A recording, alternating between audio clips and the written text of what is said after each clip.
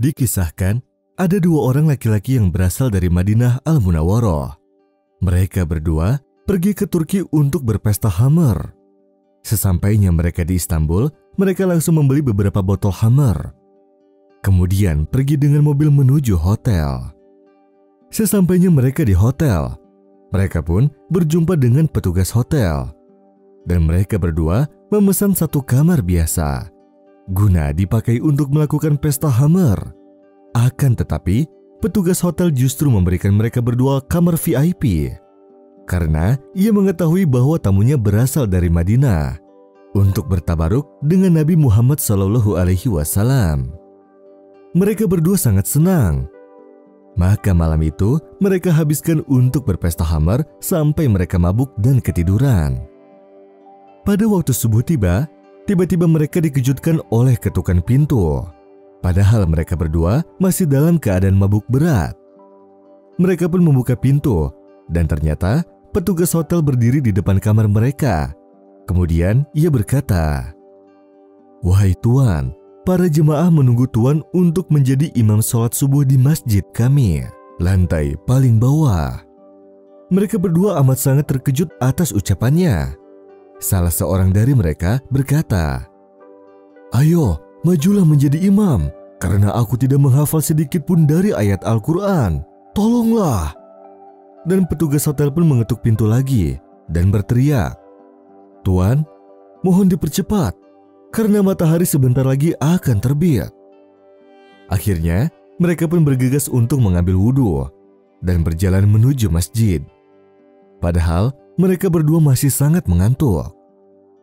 Saat mereka memasuki masjid, mereka lebih terkejut lagi karena masjid dipenuhi oleh jemaah yang sangat banyak, seperti akan melaksanakan sholat Jumat. Salah satu dari mereka pun menjadi imam. Saat ia bertakbir dan membaca awal surat Al-Fatihah, semua jemaah meneteskan air matanya karena kerinduan mereka yang sangat dengan kota Rasulullah SAW.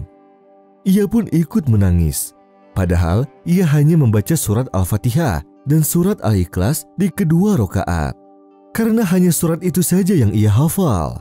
"Utlu ma uhiya ilaika minal kitabi wa aqimis salah. Inna salata tanha 'anil fahsya'i wal munkar. Wa ladhikrullahi akbar wallahu ya'lamu ma tasna'un." Selesai sholat subuh, para jemaah mengurumuni mereka dan bersalaman kepada mereka. Seakan-akan mereka adalah seorang imam dan ulama besar. Atas kejadian ini, mereka berdua sangat tertegun dan mereka pun bertobat atas segala kelalaian mereka berdua. Dan sekarang, kedua orang ini telah menjadi ulama dan dai besar di tempatnya berasal.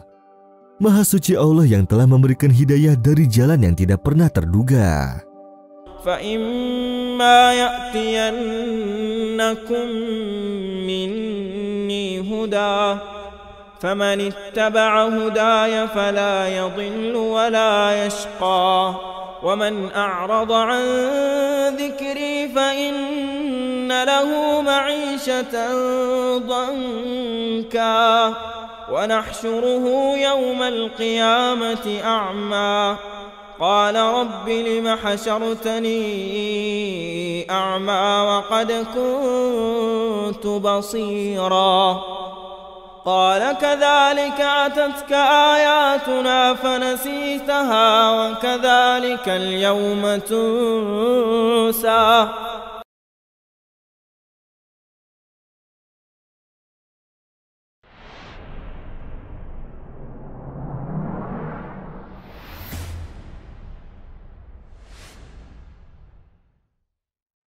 Syekh Hazim Suman berkata, salah seorang pemuda di Mekah datang menemui Syekh Sankiti, lalu dia memintanya untuk membantunya dengan salah satu temannya, yaitu untuk menjadi perantara di antara dirinya dengan pemilik salah satu perusahaan, di mana dia ingin mendapatkan pekerjaan dan diharapkan agar ia bisa diterima dalam pekerjaan tersebut karena dia sangat membutuhkannya.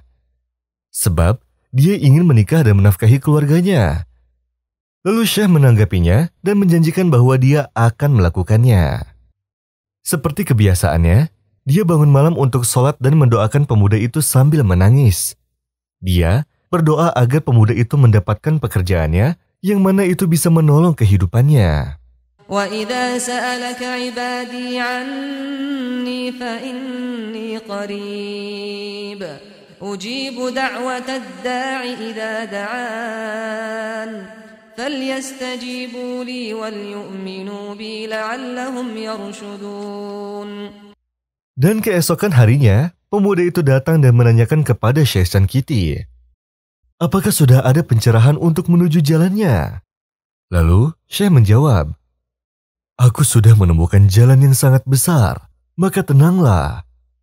Apakah kamu sudah bertanya kepadanya? Ucap pemuda itu. Ya, sudah semestinya, jawab Syekh. Pemuda itu pun bertanya lagi, siapakah gerangan orang tersebut yang dapat membantuku?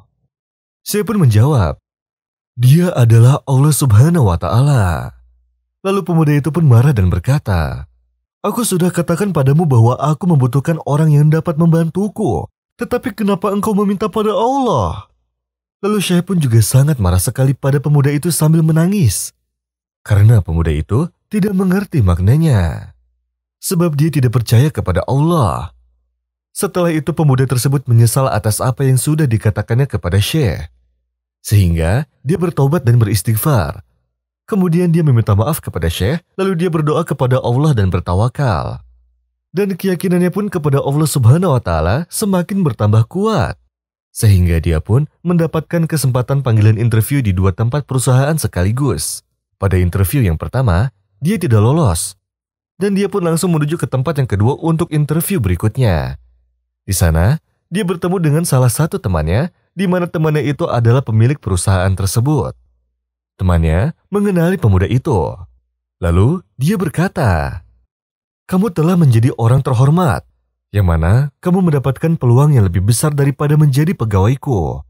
Aku akan memilihmu untuk menjadi wakilku. Pemuda itu pun tidak percaya atas apa yang telah didengarnya. Padahal dia hanya berangan untuk menjadi seorang pegawai yang biasa saja.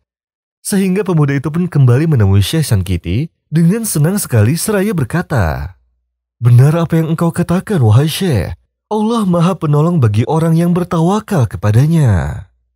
وَمَنْ يَتَّقِ اللَّهَ يَجْعَلْ لَهُ مَخْرَجًا وَيَرْزُقْهُ مِنْ حَيْثُ لَا يَحْتَسِبُ وَمَنْ يَتَوَكَّلْ عَلَى اللَّهِ فَهُوَ حَسْبُهُ إِنَّ اللَّهَ بَالِغُ أَمْرِهِ قَدْ جَعَلَ اللَّهُ لِكُلِّ شَيْءٍ قَدْرًا. Dikisahkan ada seorang mahasiswa kedokteran yang selalu berlaku baik kepada teman-temannya, mencintai kepada sesamanya seperti ia mencintai dirinya sendiri, sebagaimana yang pernah disabdakan oleh Rasulullah Shallallahu Alaihi Wasallam. Akan tetapi, ia justru mendapatkan perilaku yang kurang baik dari teman-temannya, bahkan sampai orang yang terdekat dengannya sekalipun. Ia pun selalu terlihat sedih seharian karena hal tersebut. Lalu pamannya mendatanginya, yang mana ia adalah seorang pendakwah besar. Mahasiswa itu menceritakan segala hal yang telah terjadi kepadanya. Kemudian ia berkata, ada salah seorang temanku yang akan dikeluarkan dari kampus karena ia belum membayar biaya semester dan biaya lain-lainnya. Aku pun berusaha untuk mengumpulkan uang dari kawan-kawanku untuk membantunya agar ia tidak dikeluarkan dari kampus. Akan tetapi, orang-orang justru menipuku dan menuduhku yang tidak-tidak. Mengapa aku hanya mendapatkan perilaku yang buruk dan hianat dari orang yang justru aku baik terhadapnya? Mengapa mereka tidak berhusnuzon kepadaku? Mengapa aku ditipu oleh orang yang aku percayai? Mengapa mereka keras kepadaku, padahal aku lembut pada mereka? Mengapa tanganku yang selalu berbuat baik dibalas dengan tangan yang selalu berbuat buruk? Pamannya pun tersenyum dan menaruh tangannya ke dada pemuda itu, seraya berkata, wahai keponakanku, aku tidak tahu mengapa Allah sangat mencintaimu sampai ke derajat ini. Sesungguhnya kamu sedang mengadu tentang kecintaan Allah padamu. Saat ini kamu sedang diberikan sesuatu yang mana sesuatu itu tidak diberikan kecuali kepada orang-orang yang memiliki hati besar. Karena itu, Aku berharap agar kamu bisa menitipkan segala amalmu hanya untuk Allah semata. Niscaya Allah akan membalasmu dengan sesuatu yang lebih indah dan agung daripada pemberian manusia. Sesungguhnya Allah selalu menolong hambanya, selagi hambanya menolong sesamanya. Maka bergembiralah dan tenanglah. Pemuda itu sangat senang dengan perkataan pamannya tersebut. Lalu ia pun memeluk pamannya, kemudian ia mengambil wudhu dan sholat 2 rakaat. Setelah sholat ia berzikir, beristighfar, serta berdoa akan petunjuk untuk semua teman-temannya. Juga agar ia mendapatkan kekuatan untuk bisa bertahan menghadapi setiap ujian yang menghadang. Suatu hari pemuda ini berjalan di depan kampusnya bersama teman-temannya. Tiba-tiba datang sebuah mobil yang sangat kencang tertuju padanya. Kemudian mobil itu pun menabraknya. Lalu ia dibawa ke rumah sakit dekat kampus. Kemudian sang dokter spesialis berkata padanya bahwa salah satu ginjalnya rusak.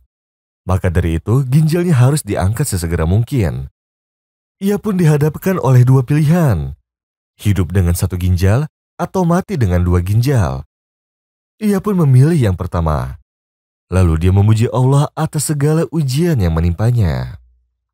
Keesokan harinya dokter bedah yang membedahnya datang ke kamarnya sambil tersenyum seraya berkata, "Apa kamu tahu bahwa Allah sangat mencintaimu?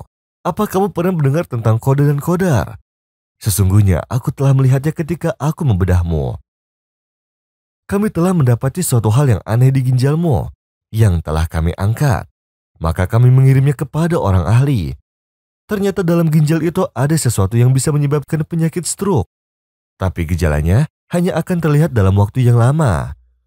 Maka dengan tabrakan mobil itu kita bisa melihatnya langsung sekarang.